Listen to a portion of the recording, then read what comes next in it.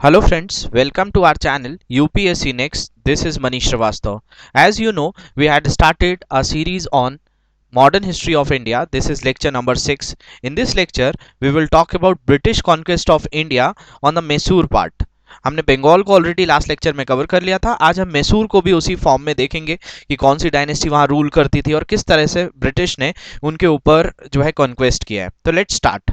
तो first thing हम मैसूर की बात करें तो मैसूर को आप मैप पे देख पा रहे होंगे कि ये मैसूर है. बेसिकली ये टेरिटरी थी और ये टेरिटरी लैंडलॉक थी. यहां पर एक डायनेस्टी रूल करती थी जिसका नाम था वोडियार डायनेस्टी. अब वोडियार डायनेस्टी के अबव आपको दिख रहा होगा हैदराबाद. अब यहां पे रूल करते थे निजाम. इस तरफ थे मराठास और बाकी ये जो ऑरेंज कलर या पिंक कलर में जो दिख रहा है दिस इज ब्रिटिश टेरिटरी. इस तरफ भी ये जो है आपको माहे पोर्ट, मैंगलोर पोर्ट ये जो दिख रहे हैं बेसिकली यहाँ पे त्रावणकोर था.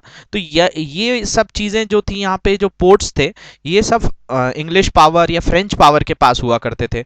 तो ये वोडियार डायनेस्टी जो थी ये लैंडलॉक थी, मतलब इस पार्ट पे ये रूल करती थी जो ये यहाँ लैंड से कवर्ड था. मतलब लैंडलॉक वो होता है जो चारों तरफ से लैंड से कवर्ड हो, कोई भी वाटर बॉडी उसको टच ना करती हो. तो मैसूर जो था वो पावर में आया कब? 17th सेंचुरी में आया. जब कौन सी डायनेस्टी यहाँ रूल कर रही थी? वोडियार डायनेस्टी रूल कर रही थी. और वोडियार डायनेस्टी के अंदर ये लैंडलॉक किंगडम थी जो कि डिपेंडेंट थी ट्रेड के ऊपर और मिलिट्री सप्लाईज के ऊपर. मतलब ये जो ये राज्य जो चल रहा था, ये किंगडम जो चल रही थी वो किस बेसिस पर चल रही थी? व्यापार पर और मिलिट्री सप्लाईज पर. मतलब ट्रेड एंड मिलिट्री सप्लाईज. और ये कहाँ से होता था? Broad through the ports in the east. जो ईस्ट के पोर्ट्स थे, मतलब ये विशाखापट्टनम, मद्रास, पौंडीचेरी, यहाँ के पोर्ट से यहाँ सब चीज़ें आती थी ट्रेड पर्पस के लिए और इसी के बेसिस पर ये किंगडम चलती थी. अब वोडियार रूलर जो थे वो काफ़ी वीक थे और नेग्लेक्टफुल थे. While the territory of Mysore were threatened by Marathas, Nizam और इंग्लिश. और इस टेरिटरी को बार बार जो है धमकाते रहते थे मराठास भी जो नॉर्दर्न साइड में थे, निजाम जो हैदराबाद की रियासत पे थे, और इंग्लिश, ये सभी लोग जो है इनको डराते रहते थे. तो बेसिकली यहाँ पर देखा जाए तो वोडिया रूलर्स का इतना ज़्यादा इम्पैक्ट नहीं था जितना निज़ाम का, मराठास का और इंग्लिश का हुआ करता था. तो ये जो है इंग्लिश वैसे ही आपका बंगाल को जीत चुके थे तो इनके पास काफ़ी टेरिटरी हुआ करती थी और बहुत सारी फैक्ट्रीज भी थी. इनके पास मैग्ना कार्टा भी था जो as a Magna Carta use कर रहे थे, दस्तक्स का यूज़ करते थे, फ्री ट्रेड करते थे इंडिया में. तो इनके पास काफ़ी एक्सेस था. लेकिन वोडियार डायनेस्टी काफ़ी वीक थी और it was in this background that Hyder Ali जो थे ये वोडियार डायनेस्टी के ही सेनापति थे जिनको कमांडर इन चीफ कहा जाता है. कि it was in the background that Hyder Ali the commander in chief of Wodeyar rose to the occasion and usurps power to defeat the enemies of Mysore. तो यहाँ पर एक चीज हुई कि तख्त पलट हुआ. तख्त पलट ऐसा हुआ कि जो वोडियार डायनेस्टी के जो कमांडर थे जिनका नाम हैदर अली था, हैदर अली ने खुद को राजा घोषित कर दिया मैसूर का. क्योंकि पूरी तरह से मिलिट्री जो टैकल करते थे वो वही देखते थे और सभी तरह के वॉर्स, चाहे वो निज़ाम को देख रहे हो, चाहे मराठास को देख रहे हो, चाहे इंग्लिश को देख रहे हो, तो सभी को डील करने वाले कौन थे? हैदर अली थे. तो उन्होंने देखा कि वोडियार रूलर्स तो काफ़ी वीक हैं कि मैं खुद ही पावर में आ जाता हूँ. तो यहाँ पे तख्त पलट हुआ और हैदर अली राजा बन गए और मैसूर के जो है बेसिकली किंग जो है वो हैदर अली यहाँ से रोज हुए. तो हैदर अली को हमने यहाँ पे बात करी, इनका रूल पीरियड रहा 1761 से 82 तक. तो हैदर अली जो थे वो फौजदार थे फोर्ट ऑफ डिंडीगुल. ये वोडिया डायनेस्टी का किला था जिसको डिंडीगुल कहा जाता है 1755 में. And he ruled Mysore from 1761 to 1782. तो 1761 से 82 के बीच में इन्होंने जो है एज अ रूलर रूल किया है हैदर अली ये मैसूर के. मैसूर जो है वो आपका 1963 में जाकर इसका नाम जो है कर्नाटका पड़ा था. मैसूर का ही नाम बदलकर कर्नाटका किया गया. तो आज जो प्रेजेंट स्टेट कर्नाटका है वो पहले मैसूर हुआ करता था और यहाँ के रूलर थे हैदर अली. और he wanted to drive British out of India. As a result for 2 wars with them. ये चाहते थे कि ब्रिटिश जो है भारत छोड़कर चले जाएं, इंडिया से आउट हो जाएं. तो इसी के लिए इन्होंने 2 वॉर्स भी लड़ी हैं. तो उन वॉर्स को भी हम लोग इस क्लास में डील करने वाले हैं. तो यहाँ पे आपको इंग्लिश और मैसूर के बीच में 4 वॉर्स पड़नी है. तो जिनमें 2 वॉर्स में हैदर अली प्रेजेंट थे और इसी में 82 में इनकी डेथ हो गई थी सेकेंड एंग्लो मैसूर वॉर के टाइम पे. और फिर टीपू सुल्तान को हम देखेंगे. तो ये जो है मैसूर पे किस तरह से कब्जा किया है ब्रिटिश ने उस चीज़ को हम लोग देखते हैं. तो फर्स्ट हम बात करते हैं first Anglo Mysore war that is happen between 1767 to 69. तो English formed an alliance with Nizam of Hyderabad and declared war with Hyder Ali. अब बेसिकली जब हैदर अली गद्दी पर बैठा तो इंग्लिश ने जो निजाम थे हैदराबाद उनके साथ एक संधि कर ली, जो एक अलायंस कर लिया कि हम दोनों मिलकर हैदर अली को हरा देंगे और मैसूर पर कब्जा कर लेंगे। तो बेसिकली यहाँ पे ये चीज हुई कि इंग्लिश जो थे वो वॉर लड़ रहे थे किसके साथ, मैसूर के साथ। तो Hyder Ali decisively defeated the English forces, और यहाँ पे जो है इंग्लिश फोर्सेस जो है बुरी तरह हार गईं और उनको एक ट्रीटी साइन करनी पड़ी जिसको कहते हैं ट्रीटी ऑफ मद्रास 1769 में। तो बेसिकली इस वॉर के बाद एक ट्रीटी साइन हो गई थी और इस ट्रीटी में कहा गया था कि ब्रिटिश जो है मैसूर का पूरा सपोर्ट करेंगे अगर कोई दूसरा पावर इनके ऊपर अटैक करता है। मतलब अगर निजाम इनके ऊपर अटैक कर रहे हैं या मराठा अटैक कर रहे हैं तो इंग्लिश को मजबूरन इस ट्रीटी के सहारे उनका साथ देना पड़ेगा। Under the treaty of Madras that was signed in 1769 and under the terms of the treaty the British promise to help Hyder Ali if any other power attacked him. तो ये जो है पहली ट्रीटी के अंदर हुआ। अब बेसिकली इस ट्रीटी को बोला जाता है इंग्लिश ने फॉलो नहीं किया। जब इनके ऊपर मराठास ने अटैक किया तो इंग्लिश जो थे वो शांत बैठे रहे। तो ये जब ट्रीटी का वायलेशन होने लगा तो हैदर अली ने दूसरा वॉर भी कर दिया था। तो सेकेंड जो एंग्लो मैसूर वॉर लड़ा गया था वो कुछ लगभग 11 साल बाद लड़ा गया, 1780 से 84 के बीच में, when the Marathas attacked Mysore in 1771 instead of helping Hyder Ali the British captured the French port of Mahe that was with in his kingdom. तो जब मराठास ने मैसूर के ऊपर अटैक किया था 1771 में तो उन्होंने हैदर अली की हेल्प नहीं करी इंग्लिश ने, उन्होंने ब्रिटिश ने फ्रेंच का एक पोर्ट था माहे में उसको भी जो है अपने कब्जे में कर लिया था। अब this prompted Hyder Ali to declare war. अब जब हैदर अली को लगा ये तो ट्रीटी फॉलो ही नहीं कर रहे हैं, पहले से मुझसे हार कर बैठे हैं, तो उन्होंने वॉर यहाँ से इनिशिएट कर दिया और ही वॉज इनिशियली सक्सेसफुल। जब ये वॉर शुरू हुआ तो काफ़ी सक्सेसफुल रहे, लेकिन ब्रिटिशर्स की तरफ से एक सर आयरे कूटे ने जब इसको ज्वाइन किया तो ही defeated at Porto Novo in 1781। तो यहाँ पर एक तरह से जो है बोला जाए कि second Anglo Maratha Mysore war में थोड़ी सी चीज़ें बदली और क्या हुआ, यहाँ पे आयरे कोटो जो थे उनकी एंट्री हो गई थी। अब आयरे कोटो जो थे इनको काफ़ी अच्छा जो था, मतलब ये काफ़ी पारंगत थे युद्ध लड़ने में और ये वॉर में काफ़ी एक्सपर्ट हुआ करते थे। तो बेसिकली एक लड़ाई लड़ी गई थी पोर्टो नोवो, ये एक पंचायत टाउन है जो कुडलोर डिस्ट्रिक्ट है तमिलनाडु में, वहां पे लड़ी गई थी।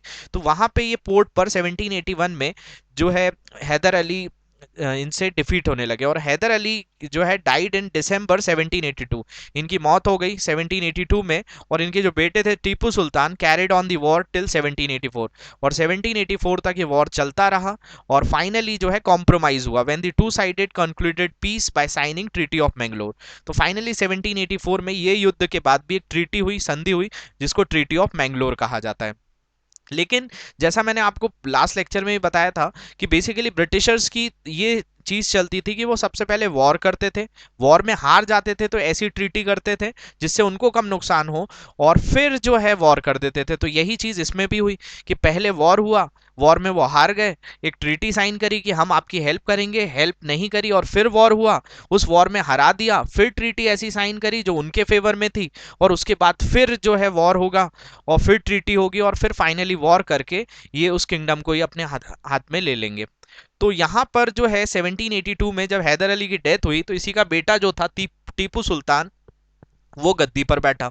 अब टीपू सुल्तान जो है बेसिकली काफ़ी एम्बिशियस था, तो इसके बारे में थोड़ी सी बात करते हैं। तो टीपू सुल्तान का रूल रहा 1782 से 1799 तक।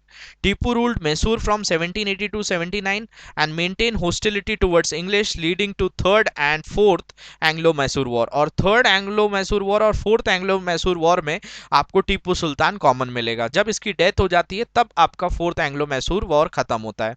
अब इसी में हम बात करते हैं थर्ड एंग्लो मैसूर वॉर। ये लड़ा गया 1790 से 92 के बीच में। अब Tipu entered an into an alliance with the French who promised to help in the case of a British attack। अब बेसिकली जब सेकेंड एंग्लो मैसूर वॉर खत्म हुआ था तो ट्रीटी ऑफ मैंगलोर हो गई थी साइन, लेकिन साथ साथ एक तरह से पुश बैक कर दिया था मैसूर को इंग्लिश ने। तो यहाँ पे जो मैसूर थे वो अपना भी पावर जनरेट करने के लिए और एक तरह से बैकअप रखने के लिए इन्होंने अलायंस साइन कर लिया था किसके साथ, फ्रेंच के साथ, कि फ्रेंच हमारी हेल्प करेंगे जब भी हमारे ऊपर ब्रिटिश अटैक करेंगे। तो लॉर्ड कॉर्नवालिस जो थे उस समय यहाँ के बोला जाए गवर्नर थे, तो retaliated bye bringing Travancore under the company rule and formed a military alliance with Nizam and Marathas.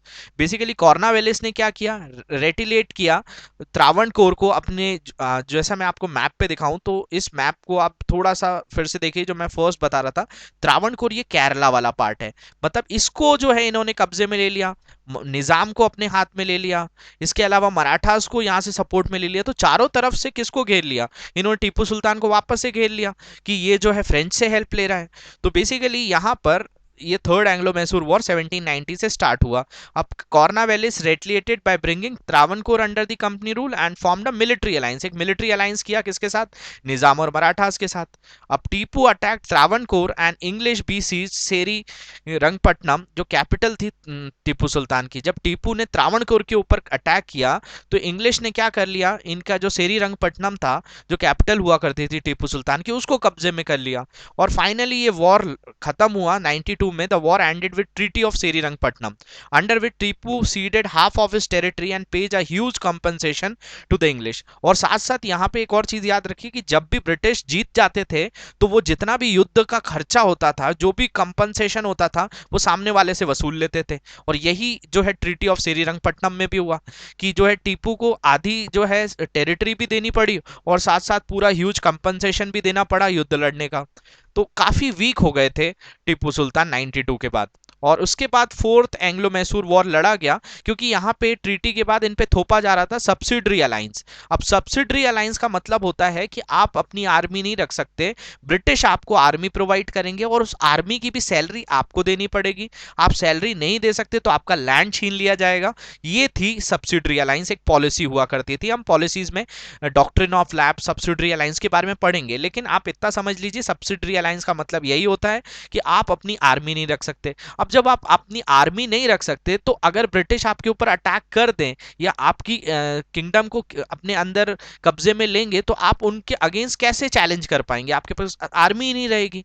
तो this war was waged by governor general lord Wellesley. ये लॉर्ड वेलेस्ले के टाइम हुआ था against Tipu, whom he accused that he was making an alliance with French, Nizam and Maratha against the English. उनका कहना था कि टीपू सुल्तान जो है वो इंग्लिश के अगेंस्ट जो है फ्रेंच के साथ, निजाम के साथ हैदराबाद के और मराठा उसके साथ एक अलायंस बना रहा है कि वो इंग्लिश को हरा दे। Also Tipu refuse to accept subsidiary alliance. अब ये तो ब्रिटिश एक तरह का प्रेशर बना रहे थे कि आप हमसे लड़ना चाहते हो तो आप अपनी आर्मी मत रखो, आप सब्सिडरी अलायंस कर लो। लेकिन टीपू सुल्तान इसके लिए राजी नहीं हुआ, तो इसके कारण यहाँ पर एक वॉर फिर से हो गया, that is fourth Anglo Mysore war and the English troops stormed Seringapatam. और in 1799 Tipu died defending सेरीरंगपट्टनम।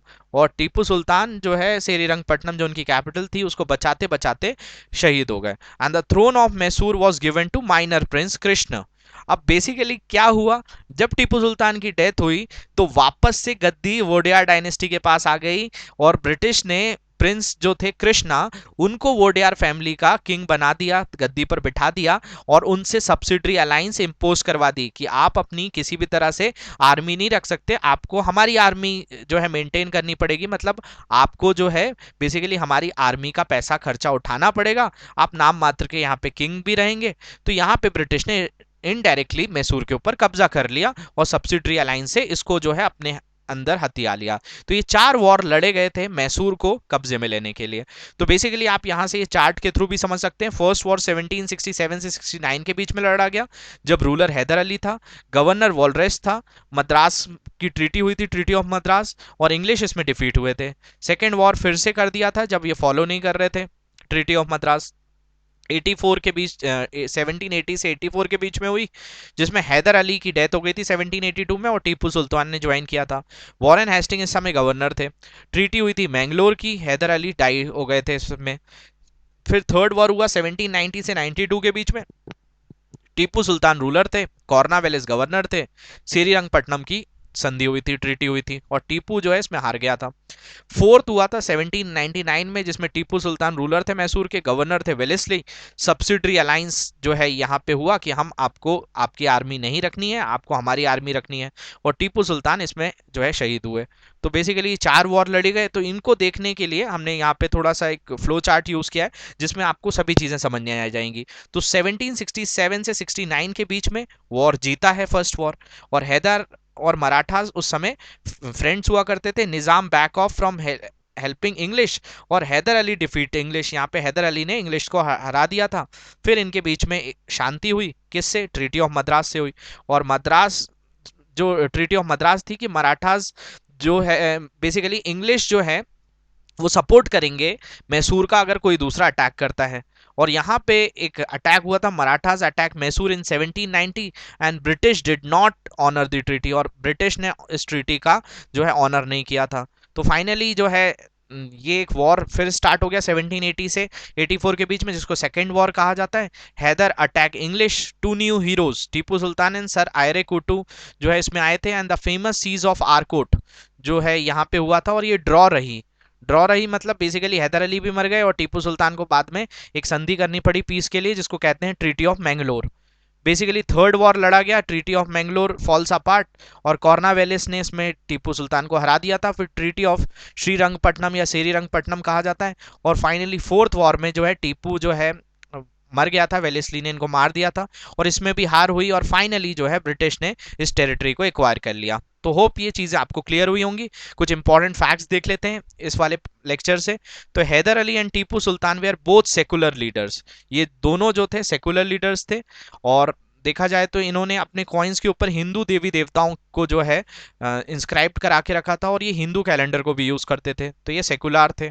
Second बात करें, Hyder Ali and Tipu Sultan were the only Indian rulers to ally with French against the English, ये एकमात्र ऐसे रूलर्स हुए जिन्होंने फ्रेंच के साथ संधि की थी ब्रिटिश के साथ लड़ने के लिए।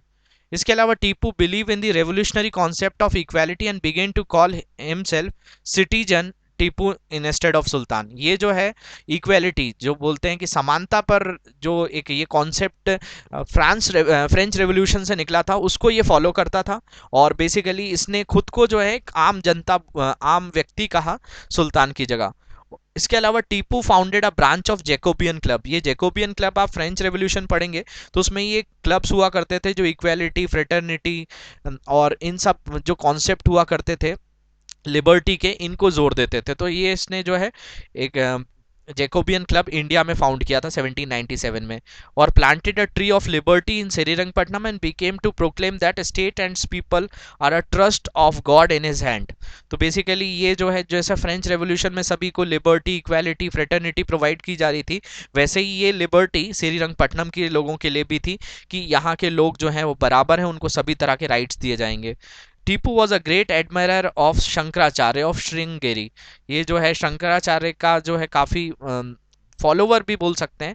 और इन्होंने जो है काफ़ी पैसा दिया यहाँ के टेम्पल जो शारदा माँ का मंदिर है इसके रिनोवेशन के लिए। He also abandon the custom of giving Jagir and reduction in the hereditary possession of Poligars, ये जो थे इसने जो जागीर देने का सिलसिला हुआ करता था उसको भी जो है इसने बंद किया था। और हेरिडिटरी पोजेशन ऑफ पॉलीगर की मतलब एक वंश के बाद दूसरी जो वंश होते हैं, पॉलीगर एक स्कीम हुआ करती थी जिसके बाद कोई भी लैंड को हथिया लिया जाता था उनके आगे आने वाली जनरेशन को, उसने ये भी खत्म किया था। Tipu carried out military reforms and build 2 dockyards to modernise navy, इसने जो है बंदरगाह बनवाए थे, डॉकयार्ड्स बनवाए थे जिससे नेवी स्ट्रांग हो सके। He was the first ruler to introduce rockets in warfare, ये जो है पहला ऐसा रूलर था जिसने रॉकेट्स वगैरह को यूज किया था लड़ाई में। Tipu also establish embassies at France, Turkey and Iran to develop foreign trade, और विदेशी व्यापार को बढ़ावा देने के लिए इसने फ्रांस, टर्की और ईरान के साथ फॉरेन ट्रेड को भी इस्टेब्लिश किया था। तो होप ये सभी पॉइंट आपको क्लियर हुए होंगे। Thank you very much for watching this lecture. किसी भी तरह का कोई डाउट है इस नंबर से आप इस लेक्चर की पीडीएफ ले सकते हैं। यूपीएससी नेक्स्ट इंस्टाग्राम के पेज को भी आप फॉलो कर सकते हैं। Thank you very much for watching this lecture. Have a great day.